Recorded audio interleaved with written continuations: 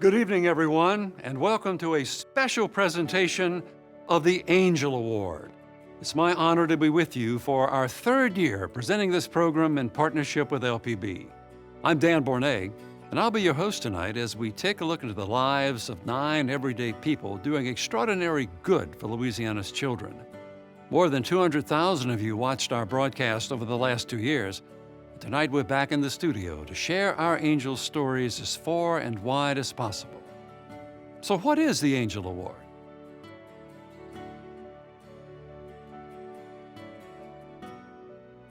Across Louisiana, there are many children without access to everything they need to thrive. Healthy food, loving homes, mentorship, creative play, and educational opportunity. But there are also very special people working to meet those needs each and every day. We call them angels, and the Blue Cross and Blue Shield of Louisiana Foundation has been honoring them and telling their stories for nearly 30 years. Since 1995, the Angel Award has recognized more than 250 champions for children from every walk of life, volunteers, nonprofit professionals, educators, and much more. Their commitment to showing up day after day is what makes them stand apart. The Angel Award, we think, is really remarkable because it highlights people who go above and beyond in support of kids. These aren't necessarily the people who are the headlines. They're not necessarily the people who make and get attention all over, but these are the people who are doing the real work that improves kids' lives day in and day out.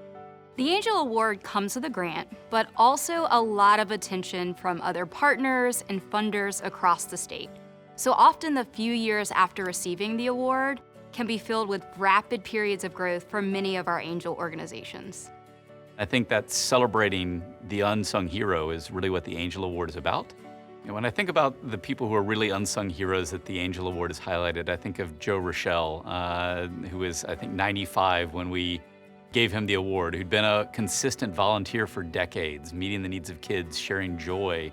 I think of, Elijah, one of our 13-year-old honorees who himself had faced remarkable challenges and found a way to give back to the kids at his school and his community. Christy Jones is just a remarkable example of a mom who had a child that had special needs, and those needs weren't getting met, so she stepped in and met the needs of her kid. And then other parents raised their hand and said, you're doing remarkable things, can my kid join you? And that work grew from happening in a living room to the St. Nicholas Center for Children, which is now doing remarkable things for kids in Southwest Louisiana, but all over our state, helping parents with kids with autism and other special needs. Christy's story is remarkable, the growth of the St. Nicholas Center for Children. But it's by no means the only one. Our angels are remarkable individuals in that they see a problem, they step up and meet that problem, and they continue growing their work. And so there are hundreds of examples across the state of Louisiana of our angels, day in and day out, growing their work to meet the needs of kids in and around their community. One of the biggest areas that we're seeing that angels need support with and that we're able to offer at the foundation is to help them figure out how to sustain their work, how to continue to grow and thrive so that they can continue to serve their children and also continue to grow. Foundation's been giving the Angel Award for nearly 30 years now. And when we first gave out the award, it was to highlight people. And over time, we began adding resources, grants to the Angel Award. And in the last number of years, we've added additional supports from professional development and coaching to tactical grants, to most recently our Angels of Change grants that encourage our angels to collaborate together and solve problems that may align to what they're all facing. The most frequent request for help we get is how to raise more money. So often that includes just getting them out in front of donors, out in front of additional supporters, really helping to tell their story and all the impact that they're making for kids in their community. They're very often humble people, and so they don't like to brag on themselves, but it's helping them find different ways to bring their story to life and show the impact that they're making with kids. I started with the foundation in 2015, and I've now had the opportunity to meet 7 classes of angels over that time. What inspires me most is, yes, their individual stories, but it's this year after year, we sort of think, well, how could we ever find another class that's as inspiring as last year? And there's more people, and that happens again and again. There's truly great people out there, and it's an honor to be able to tell their stories. Doing good work that truly changes lives takes many hands and lots of resources. That's why each Angel Award comes with a $25,000 grant made to the honoree's nonprofit of choice. Over the years, the award has helped shine the light on hundreds of important organizations, helping them grow and find new levels of support. So when I received the call that I had received the Angel Award, it was during our normal fundraising development time. And to get a call like that from an organization like this with the recognition, that was very, very exciting as executive director to know that our program was funded, that we can continue our work for another year. And it also opened up a lot of doors with other funders, knowing that we had the support and backing of Blue Cross Blue Shield Foundation. So with the funds that we received, we were able to serve more students by opening up a pilot site at Southeastern Louisiana University to serve up to 20 to 25 more students.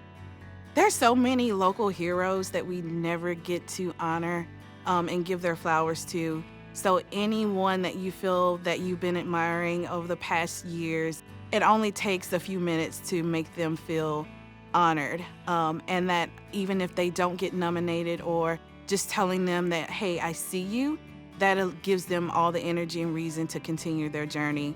Being a nonprofit and doing community work is really hard. It is gratifying, but sometimes that gratification, we don't see it. We don't see it every day.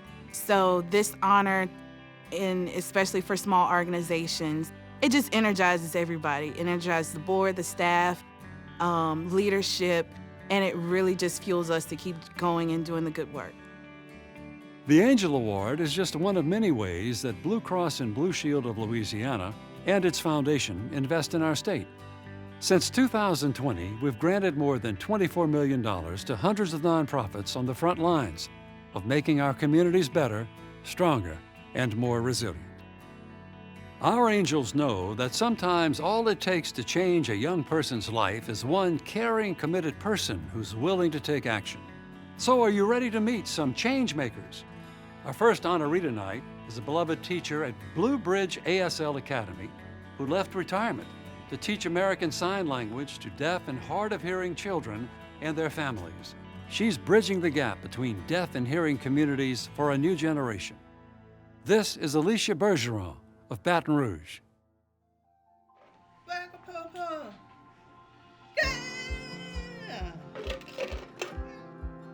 My name is Alicia Bergeron, and I work here at Blue Bridge ASL Academy as a teacher assistant working with children. Blue Bridge ASL Academy is an American Sign Language English language immersion program for children birth to age 5. Language deprivation for children that have hearing loss is a problem. There's a window in early childhood where language development happens. If a child, especially a child that might have hearing loss, is in an environment where they're missing out on that language, we're losing precious time. We've been open for 2 years. We have served about 150 students, which is 150 families that have either a deaf or hard of hearing child or someone in their family that is deaf or hard of hearing. It's important with deaf children that they have, communication access in ASL as they move through school. You don't want them to go into school and then later learn sign language. You want them to have the opportunity to have language as they're growing and move into school through their educational journey. I chose ABL to donate the prize money to help support deafblind services. ABL, affiliated Blind of Louisiana. They provide training for deafblind individuals to become more independent in their everyday lives, skills. They provide equipment as well to help them to become more independent instead of having to rely on other people. We're trying to, alleviate that dependency. I am eternally grateful to Miss Alicia for her support of this program from the very beginning. her hours and hours of dedication, her rallying the troops, getting people in here, and then her deaf presence and representation in this building, so crucial to our babies because they're looking up, they want to see deaf role models. I want to provide that for them. And so Miss Alicia is a wonderful, wonderful representation of the deaf community, not only for our staff here, but also our babies who are looking up to her as a representative of their community. When I was a kid, my hearing problems led to a lot of speech impediments, and it was really difficult for me to communicate with anyone outside of my family. It led to a lot of frustration. That's why it's so great for kids to be able to learn ASL and have access to this at such an early age, to be able to communicate with family, people outside, and that's why Miss Alicia has been doing such a great job, and everything she does is so incredible for the school. My son Tyler was born deaf. At 1, he was implanted with cochlear implants. We saw an improvement immediately when we brought him to Blue Ridge. Within weeks, his attention span improved. It was a drastic change. Alicia gave Tyler a lot of one-on-one time. In those couple weeks, you know, that one-on-one focus that he needed because Blue Ridge tailored to Tyler's care. Like, they didn't look at him as just another number coming in. They actually cared. It just melted my heart. It just felt right. Being a teacher is hard, and a teacher of special needs kids is even harder.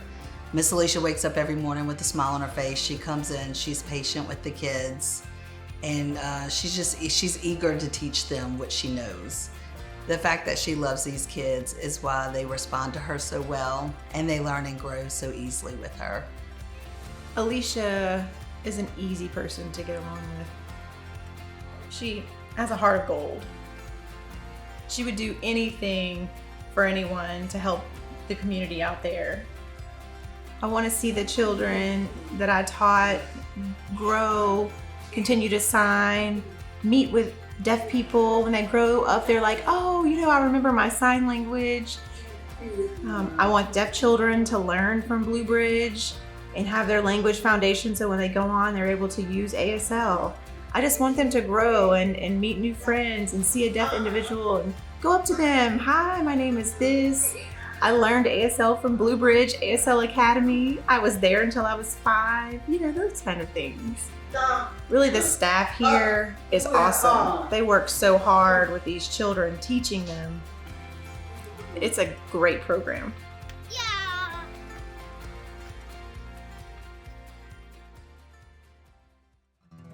Alicia is not only a teacher, but also a mother and grandmother to many, and is the very definition of an angel in their lives. Father Michael Champine is a Catholic priest and the leader of a religious order dedicated to serving those living in poverty, particularly around St. Martinville. The order provides shelter, education, and life skills to hundreds of children each year. Put in like a toaster and they'll put it in a trip breaker. I'm Father Michael Champine. I'm the director of St. Teresa's Center for the Works of Mercy in St. Martinville. St. Teresa's Center for the Works of Mercy was founded in 2016 to perform works of mercy in the spirit of Mother Teresa of Calcutta. And we feed the poor. We have a food bank where we serve hot meals. We also work with at-risk youth in the area through an oratory, which is a center for youth to be in a safe environment to learn trades and a recreational setting. Our religious community is based in St. Martinville, Louisiana, and in 2016 there was a big flood, and a lot of people were flooded and trapped in their homes. So we just did the charitable thing and went out to their homes, and I started to realize how people were living. And so our community got together and started St. Teresa's Center for Works of Mercy to do work for the poor. Through our programs, we've helped over 450 needy families, and many of those children are coming through our oratory Don Bosco and experiencing the trades and the school and the Bible studies.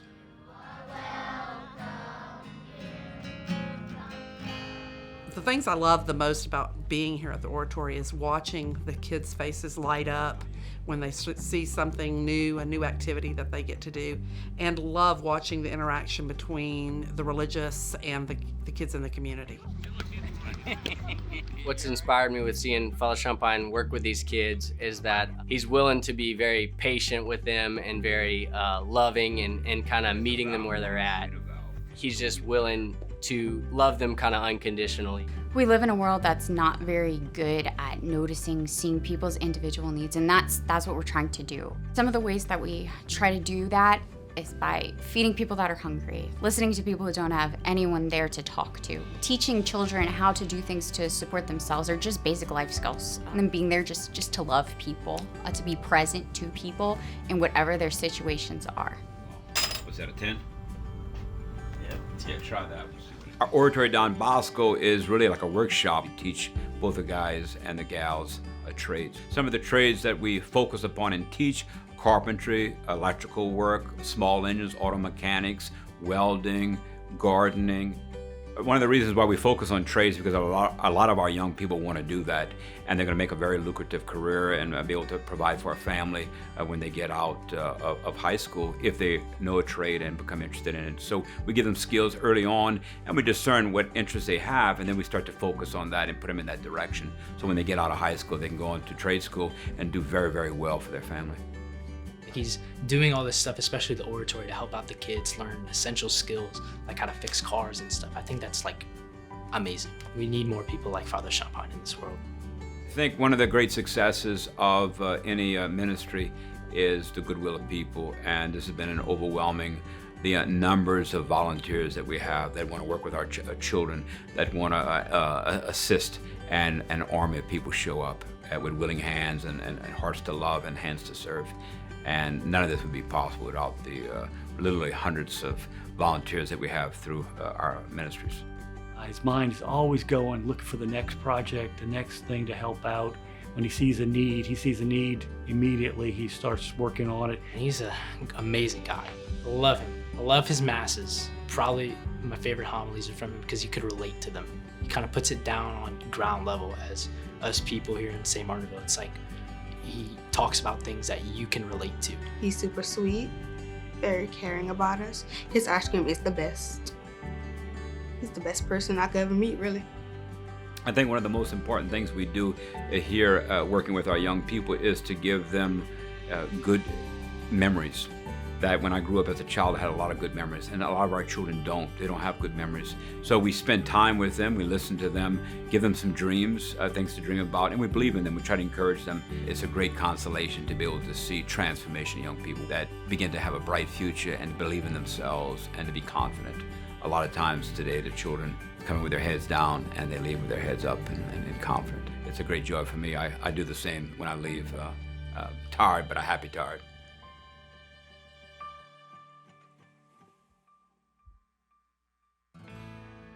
Father Champine always credits the many people who support the children of St. Martinville, religious brothers and sisters and lay people. But it's his presence as a guiding parental figure to so many that has earned him his Angel Award.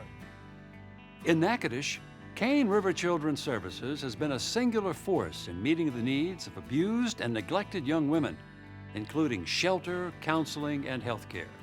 And for the last 30 years, that organization has been led by our next Angel honoree, Jennifer Carley. My name is Jennifer Carley. I'm the CEO at Cane River Children's Services. Cane River Children's Services is a place of hope for children and families who've experienced childhood trauma. Many of the children have come from vulnerable backgrounds and have experienced childhood abuse, neglect, and dysfunctional family systems. And we specialize in working with children who have experienced sexual abuse, which has really impacted their life in a negative way.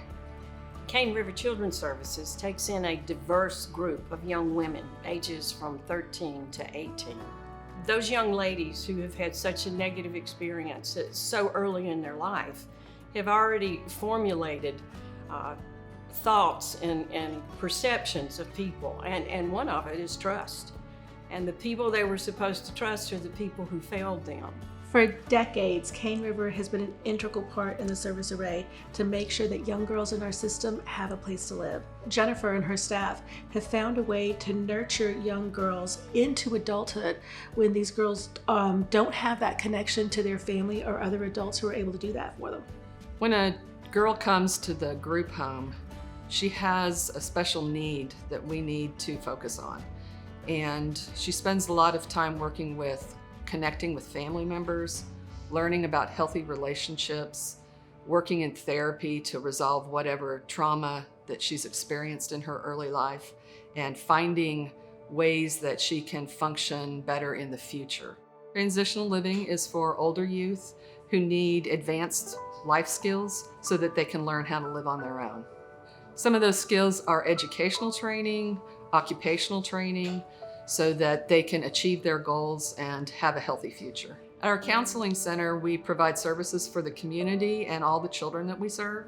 So families, children, individuals can all seek help there. We also provide services for the community related to domestic violence. So families or children who are involved in those situations can also come and get help at the counseling center. We can't find any other places that do the work that Cane River does. They truly, truly care. This is not just a job. These people are absolutely dedicated to their mission. And these girls pick that up. Many of the kids come there, they haven't had parents, they haven't had any kind of structure, any kind of guidance. And fairly quickly they realize they can get that there.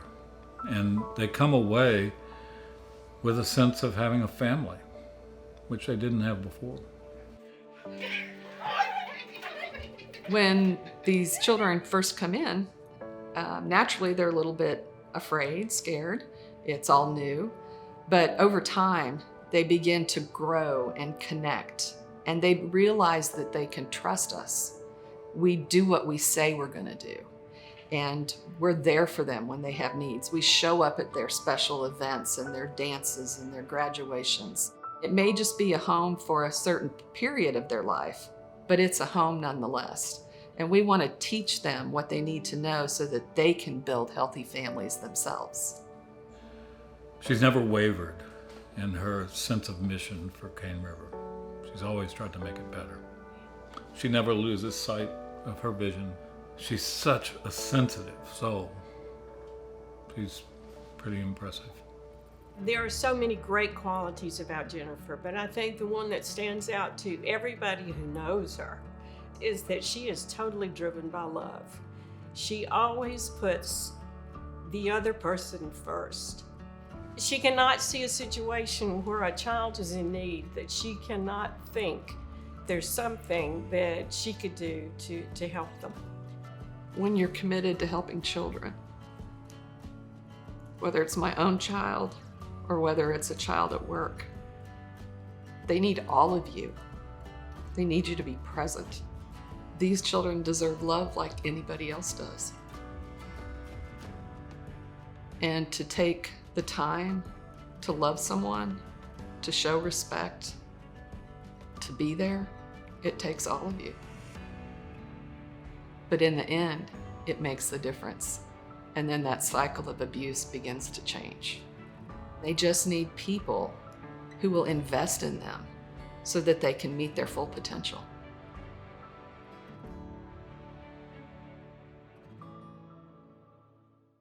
Jennifer has helped to change the lives of many young women through her tireless service. We are honored to have her as part of our angel family.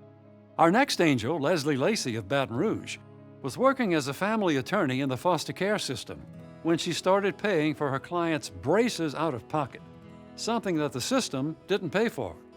Since then, Leslie founded a nonprofit and now works full-time to connect foster children to orthodontic and mental health services. That's what we're doing. My name is Leslie Lacey. I am the founder and executive director of Fostering Hope Louisiana. Fostering Hope Louisiana is an organization created to put braces on children in foster care and also address their mental health needs. I decided to commit to Fostering Hope Louisiana full-time in 2021, which is when I offered my resignation as a children's attorney. I represented children for about 6 years before I realized that while their medical needs were being met, their dental needs were being met, their orthodontic needs were not. I came to understand that the process for getting braces was pretty intensive, and that's what prompted me to start the organization. What we are doing is helping these kids who would not get help otherwise. A success, as I see it, is helping one child at a time. I had a client, her name was Brittany. She had such wonderful aspirations. She wanted to be a lawyer, a social worker, help other children like herself one day. And then it just occurred to me, as much as I believed in her and academically, her personality, she had everything to do what she wanted to do. I just met with her and I said, you know what? You can do everything that you set your mind to do. You will do it. But I think there's one thing we need to work on, and that's your teeth. And she looked at me and she said, oh, I couldn't agree more, Miss Lacey. And that's how it all started. Leslie came to me. She found an individual that she wanted to do something for her, and she felt that braces and straightening her teeth would give her a jump start in life. So she paid for it. And then she started trying to bring other people. And after a while I said, Leslie, you can't do this. I said, you can't pay for everybody's braces that needs braces. We need to do something else. And that's when she found another way to do that. Fostering Hope Louisiana has the ability to meet a need that is not being met by any other organization in the state of Louisiana. The idea is to see to it that every child in foster care that needs braces and orthodontic work has access to that. It's covered by no Medicaid funding or state funding in any other manner. The number of kids that need this is finite, and you can solve that. There's very few problems you can solve completely. We go all across the state. We've been in Covington, Baton Rouge, we're gonna be in Shreveport, training young people how to care for their teeth. When you attend an oral health life skills training, you will see young people with model teeth practicing how to brush and floss. They'll be learning about how to care for their teeth and what foods are best for their teeth. You will also see them learning and interacting with partners in the community like Chase Bank, who are teaching financial literacy, or maybe our volunteers from NAMI who teach about teen dating violence or communication skills. These foster kids already have a tough start in life. And what Leslie and her foundation is trying to do is give them a break. Braces for a young kid that doesn't have a lot of self-confidence, it can really change their lives. It can boost their self-confidence. When Derek came to live with us, it was very obvious that he needed braces. It was one of those things that stood out. And in school, he was made fun of, he was bullied because of his teeth. Now that he got braces, he's just a different child. And I know it's because of the braces. I know it is. It's just a wonderful program. And I'm so happy that he's part of it. It's already made a difference in his life and in our life. So I'm so happy. Leslie's gonna make a lot of difference in people's lives. And I think this is just one of the things that she's gonna accomplish in her life. I think she's a special individual who's gonna constantly make the world a better place. She feels for these kids and wants to do everything to make their lives as normal as possible.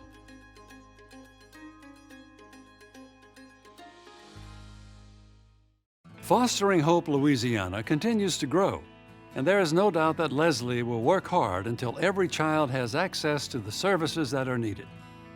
We're about halfway through our program, and it's a good time to mention that we've created a special website where you can learn more about each of our Angel honorees. It's at angelawardla.com. And while you're there, take a moment to consider sending a supportive note, signing up to volunteer, or even making a gift directly to any of the causes represented by our angels tonight. Now let's meet the rest of our angels. Each year, we honor a Blue Angel, an employee of Blue Cross and Blue Shield of Louisiana, who has shown extraordinary commitment to children. This year, the foundation has selected Malika Trahan of Lake Charles.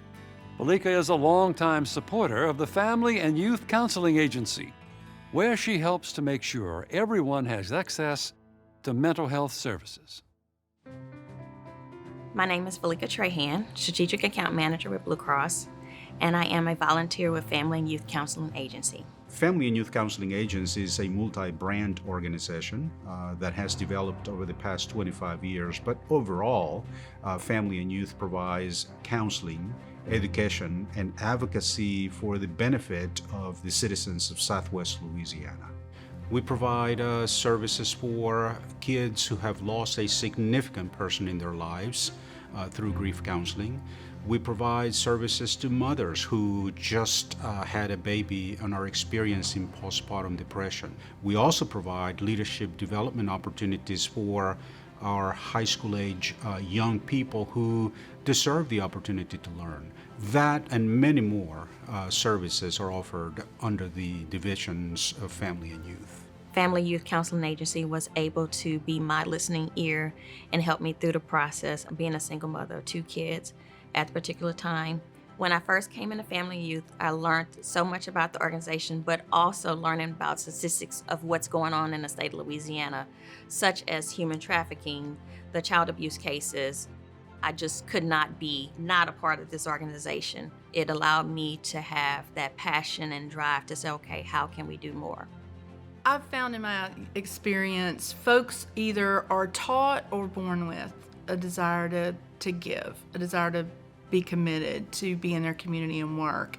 And I find Valika's, that's built into her fiber, into her DNA. She is just by nature a person that's going to try to help. Valika has served on many advisory councils here at Family and Youth. Advisory councils provide support and guidance for all of our divisions to ensure that every client's needs are met.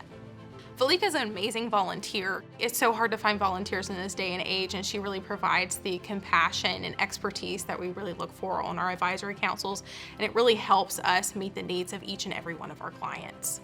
Valika's advocacy and intentionality of growing youth and supporting youth at our local and state and federal level shows that she believes that our youth are our future. Her work will have a major impact on our children. Southwest Louisiana experienced a variety of disasters within our region. We had families who lost everything that they owned. And so providing services, whether it's mental health or toiletries or any type of good to our community is what is needed. Our children are going to be the leaders of our community and of society, and we want to make sure that we're meeting their needs in every capacity that we can. Blue Cross does support this organization and also supports me being a community leader within it. So not just family and youth, but everything else that I do for the community, they support 100%. Blue Cross is about improving the health and the lives of Louisianians.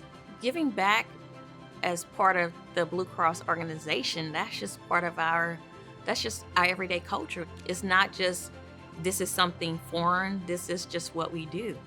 And that's embedded in the process. There is a lot of energy in Valika, and there is a lot of heart.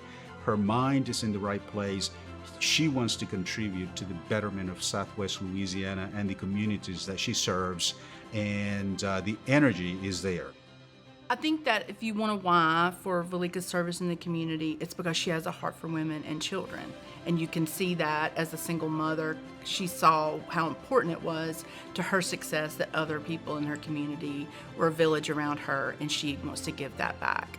My goal at the end of the day, I want kids to be happy. I want them to be healthy. I want them to be whole mentally. And we want a better future for our kids. Period.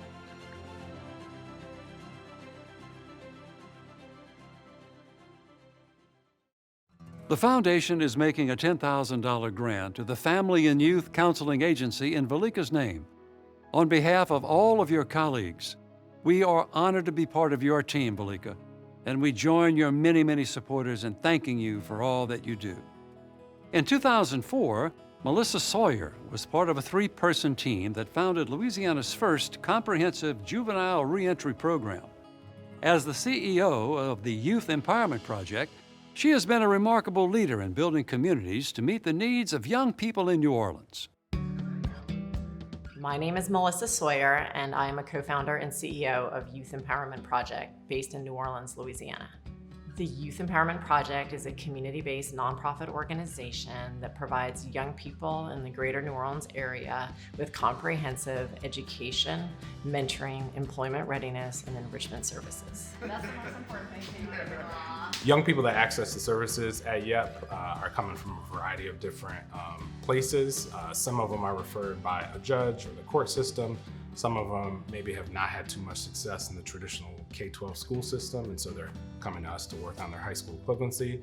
And some folks are just looking for a really positive, engaging space, and that's something that we're able to provide through our programs and services. Our primary target age is as young as 7, all the way up to about 24. But through our adult education work, we really try to accept anybody in the community that's in need of that support. And so we see a lot of students that are coming maybe in their 60s or 70s because that's a service that they need help with. Before we started YAP, the three founders had been doing statewide work, meeting with kids who were incarcerated in secure facilities, trying to figure out what supports they needed, how we could help support them when they went home so they could actualize their potential. What we realized was there were very few supports or organizations across the state of Louisiana that were set up to truly meet the compounded, comprehensive needs of young people who had been removed from their families and communities, who had been involved in the justice system, and needed a lot of different supports. I think what YEP does at its core is help children who haven't had some of the advantages that many children have. And so as we look at some of the challenges facing New Orleans, YEP is right in the forefront of addressing some of those challenges by helping these children. We do everything from free after-school programs, summer camp programs, teen camp programs, a sleepaway camp for young people impacted by substance abuse in their homes, provide young people with a high school equivalency. We also provide young people ages 16 to 24 with employment readiness training. We run a fully operational thrift store and a bike shop where young people are working and learning the skills they need to succeed. YEP also still provides mentoring services to young people who are either involved in the justice system or at risk of justice engagement, with the goal of them having no further justice engagement. One of the consistent things about Melissa is her lack of fear. To go forward to where we are today, you have to be willing to fail. She was never afraid of failure. And because she wasn't afraid of failure, she succeeded. And YEP has succeeded. 80% of the young people that we served last year made a social emotional gain during their time in the program. And young people are leaving with all different types of opportunities when they exit our programs. Job opportunities, industry-based credentials, opportunities to move on to post-secondary. Also, 90% of the young people that are referred by our juvenile justice partners actually avoid further justice system involvement at the time that they exit the program, hopefully leading to a decreased likelihood that they reoffend in the future. They know that now they have a group of people in their corner that can be that safety net, that support system for them no matter where they go, and that they just have more information and just access to the tools about how to get to wherever they want to be in their lives. There's always work that we can do better. I'm learning every day. I'm still becoming, I think, a better person, a more thoughtful person. I think we never stop learning and growing, and that's really important. Melissa's drive, her tenacity, the love, the energy that she has is really contagious, you know, and then you look at what she's doing. Melissa is a phenomenal woman. I was taught from a young age that it's your responsibility to do all you can to leave the world a better place than you found it. That came from my grandmother, that came from my parents.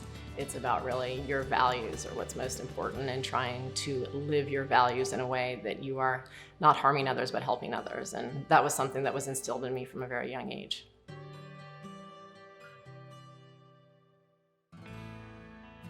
The Youth Empowerment Project will continue to be an anchor for children in the New Orleans region, and Melissa's legacy will be the thriving and successful community of young people she has inspired. Shockingly, as many as 20% of students make a suicide plan each year, a number that's only grown because of isolation during the COVID pandemic. Jan Daniels has developed and led a program called Signs of Suicide, which has taught more than 55,000 students, teachers, and other professionals how to recognize when a student is in crisis and how to connect them to life-saving help. I'm Jan Daniels, the Youth Development Coordinator for the Children's Coalition for Northeast Louisiana, and also run the Signs of Suicide program for our community. Signs of Suicide program is the program that we go into area middle schools in our community, and we train children on what to listen for or how to react if someone is having suicidal ideations or speaking of threats or having any type of mental health issues. We also train adults in our area schools, administrators, even the school bus drivers, cafeteria workers, in signs of suicide. This program exists here locally in Monroe because of a dear friend of mine had lost their son to suicide. And she approached me one day and said, I really think you're the person that can make this program work. And that's how the story began 18 years ago. The Children's Coalition in Jayan brought in the Signs of Suicide. And we've been able to use that program to screen children and to try to identify issues that they may have that we may not have ever seen outside of just a regular day-to-day interaction with children. We've trained over 55,000 students and professionals in this program in the past 18 years. This curriculum consists of a training program. We go into the schools and we're the PE teacher for the day, and we teach kids the signs of suicide, what to look for in their peers, what to look for in themselves, and how to react. We want to make sure that they know that they need to go to a trusted adult and know who that trusted adult is. And then we come back the next week with parents' consent and we screen. If they screen positive, we have a licensed counselor that sees them individually then and there, and then directly calls the parent and refers them out for services.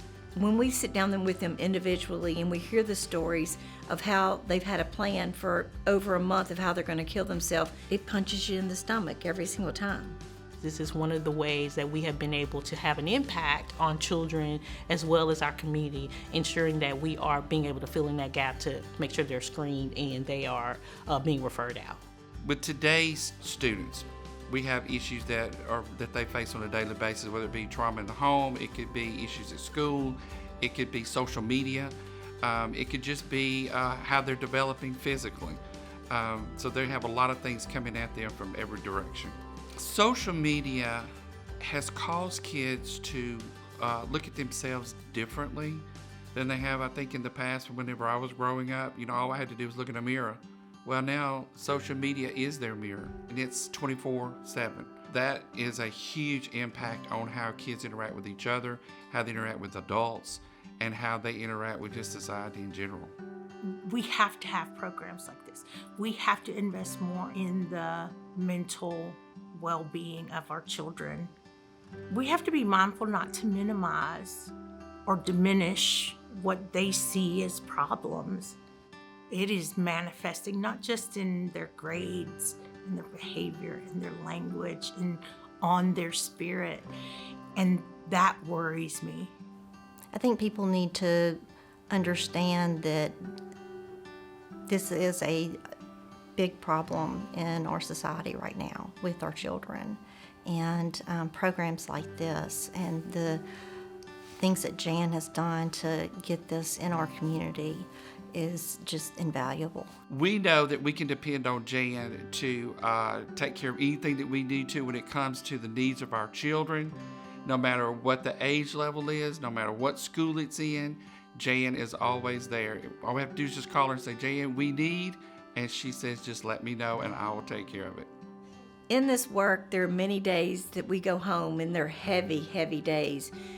But knowing that you have saved one child, that you've referred that one student out for help, it makes you want to go the next day and the next day so that you are helping other students in our community. I have a passion for children.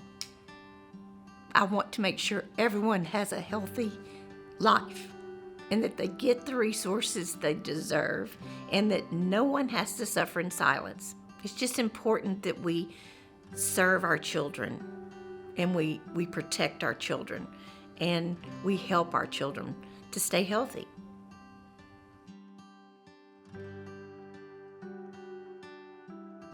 As you can see, Jan connects with young people and adults alike through her infectious charm, positivity, and sincerity. Her work has helped many young people reconsider suicide, and she will no doubt help many more. Kim Bowman and her husband, Trey, lost their 8-year-old daughter, Bella, to side effects from pediatric cancer treatment in 2011. The loss was profoundly painful, but the Bowmans were supported in that journey by a community which helped them to create joyful memories with Bella in her final days. Afterwards, they founded the Bella Bowman Foundation to give that same support to families with children facing complex or terminal illnesses. My name is Kim Bowman, and I am the founder and executive director of the Bella Bowman Foundation. The Bella Bowman Foundation is a nonprofit organization that helps families and children who are going through some very complex medical issues and terminal illnesses through their journeys. My daughter Bella was diagnosed with brain cancer at the age of 8. She received treatment with brain surgery and radiation, and then also treatment for her radiation necrosis. Bella triumphed through her journey for 11 months and passed away in 2011. The last 10 days of her life were probably the most heroic of her life, certainly for ours. We made do with the situation, and we made it all about Bella. And those last 10 days, she was actually the teacher of us and showing us what life was all about.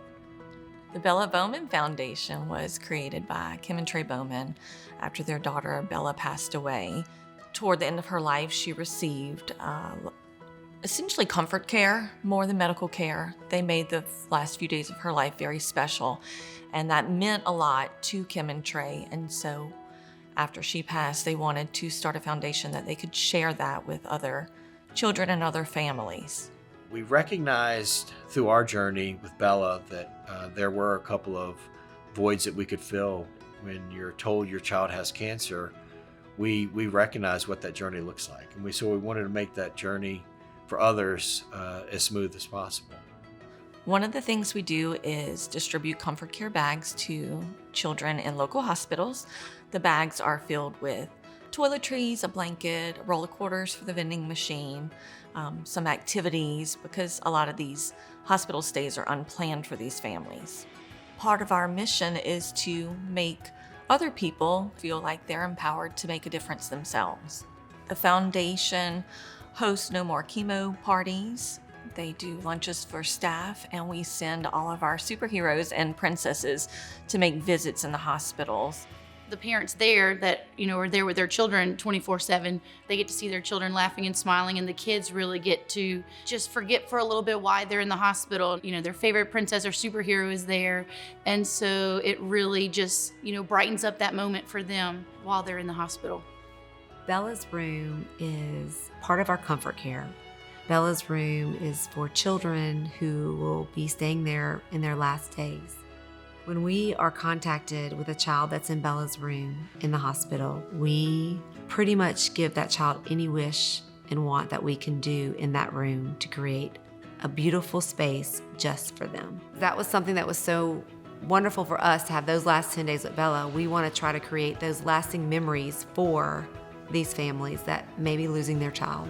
Kim's just always had that drive, the natural instinct to wanting to help others. I think that through the foundation that she's found this quite therapeutical in certain ways, albeit not being able to care for her own. Going through the journey of Bella being sick and having to care for Bella as much as she did on a day in and day out basis, that was the true foundation of what she's been able to become today, and the reason she's been able to be so compassionate to helping others. 4 years ago, I was diagnosed with Hodgkin's lymphoma, and right after I was diagnosed, Miss Kim stepped in and she became a very important person in my family's life. I was always so scared about losing my hair because going into it, I knew cancer patients lose their hair. We went wig shopping with her daughter Baylor, and she bought me a wig, styled it, everything, and then after we bought it, she helped me shave my head, and it was such a fun day because that is something that I was really scared of, and she helps me conquer that fear. Kim is probably the most genuinely compassionate person I've ever met. Everything she does truly comes from the heart. She is everything you'd expect. She is the person that you want to hug from when you're not feeling good. She is the person that's going to encourage you. She is the person that if my child's not well, she would be there. She would walk alongside. Yeah, she's really special.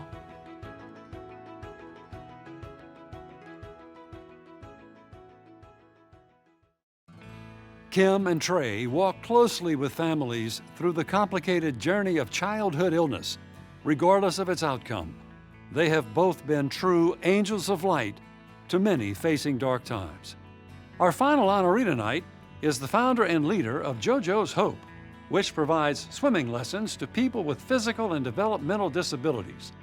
Robbie Fritcher started the organization to honor the memory of his nephew, Joseph. The name is Robbie Fritcher. I'm the aquatics director for Franco's Athletic Clubs, and I'm the CEO and founder of JoJo's Hope. JoJo's Hope is an adaptive aquatics program that teaches special needs children how to swim, but we also have the swim team competition component to it. Yep. JoJo's Hope started in 2001 with about 20 swimmers, and today in 2022 we're at 120 swimmers and going strong. We work with individuals as young as 2 years old. I believe our oldest right now is 43 years old. We're a Learn to Swim program. We're a competitive program. We are Let's Have Fun in the Water program, but most importantly, we want to instill safety. In '98, my nephew, Joseph Michael Fritcher, drowned and had a big impact on my life, and I wanted to do something for the community to keep his name alive. Swimming was the one thing I needed to do to make sure that this doesn't happen again. And so a big part of what I do is teaching children how to swim, learning how to swim correctly and efficiently so they can be good swimmers, but also, more importantly, how to save themselves. I feel like swimming has been a gift for me. You know, it's something I identified as a swimmer my whole life. I feel like I need to give that gift back. I need to kick it down the road a little bit. So I started working with special needs kids in the late 90s. They molded me into the instructor that I became. I learned how to adapt my teaching skills to their individual needs. Robbie saw that individuals with disabilities, they didn't have the opportunity to have swim lessons, and he just felt compelled that he needed to do that because if he could prevent another child from drowning, he was fulfilling God's mission. Aaron is challenged both intellectually and also ambulation-wise, walking around. So most of the time we bring her in what we call a transport chair. And we have a handicap sticker for the car, we put her in, we move her around. And that's the way she is on land most of the time. And then when she gets in the pool, all of a sudden she takes off. When she gets in the pool, she's more like a fish. And that's all to do with Robbie's program, with giving Aaron the confidence, where now she can do just as well as anybody else in the pool. Robbie saw an opportunity in Louisiana to take individuals with disabilities and put them into competition with their typical peers. And he started that about 12 years ago and has been immensely successful with it. All individuals love competition. And in the beginning, he started out with Special Olympic swim meets. As some of the swimmers were really developing and becoming proficient in swimming, he introduced them to USA sanctioned swim meets. It was so rewarding to see how accepting the swim community was of our kids who have disabilities compete with their typical peers. The most important thing in this work is giving an opportunity to a group of kids that don't get a lot of opportunities. Robbie's probably got one of the largest hearts of anybody that I know.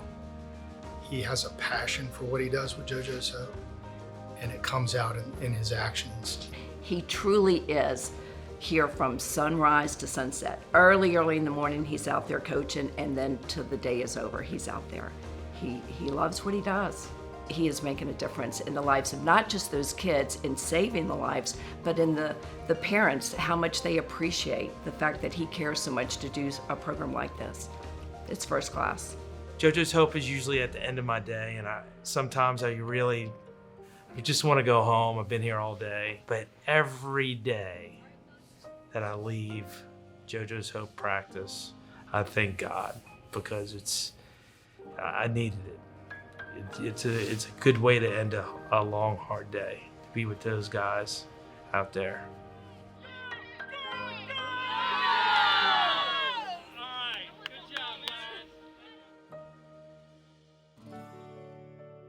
As you saw, Robbie runs JoJo's Hope as a full-time volunteer job, arranging practices, bringing the kids to competitive meets, and anchoring the swimming family around him, in addition to his day job.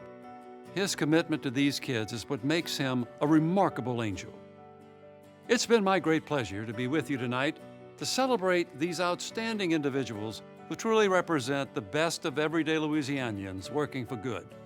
As I say goodnight to you, I'm handing it over to Michael Tipton, the president of our foundation, to say a few final remarks. I'd like to say thank you to a few people for helping us to put together this program, including Dan for being an excellent host. I want to give our sincerest thanks to LPB for agreeing to co-present this event with us. Thank you to my colleagues at the Blue Cross Foundation, Community Relations, and Strategic Communications teams for helping to put this together. Finally, thanks to you watching at home. Our angels need your support to keep building on their important work. If you visit our website, angelawardla.com, you'll find contact information for their organizations in case you want to volunteer or donate directly to their worthy causes. On the site, you'll also find videos that you saw tonight. An easy way you can help our angels is to share those stories on social media and help them find new supporters. Thank you again for joining us, and good night.